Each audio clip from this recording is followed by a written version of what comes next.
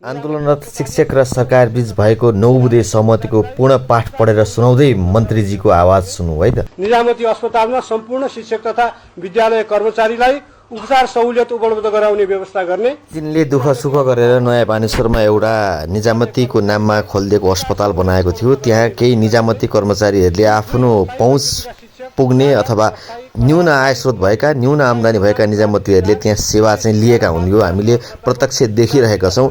त्यो माथि आजदेखि त झन् राज्यले सम्बोधन गरेर अब शिक्षकहरूको पनि उपचार र शिक्षा कर्मचारीको उपचार गरिदिन्छु निजामती अस्पतालमा भनेर घोषणा गर्यो।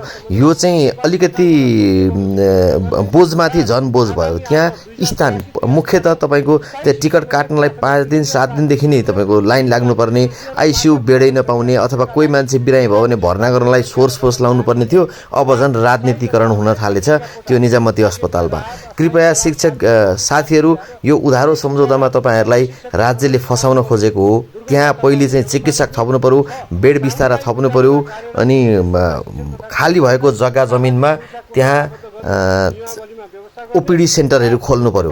होइन भने यस्ता खालका सम्झौतामा तपाईँहरूले जुन सहर्ष स्वीकार्नुभयो यसले तपाईँहरूको काम पाइनेस् बुहारी के भन्थे हो, त्यो खालको चाहिँ किम्बदन्ती अथवा भनाइलाई सार्थकता दिन खोजेको आवाज मैले बुझेको छु। तपाईँहरू झोकिनु भयो, नझोकिनु।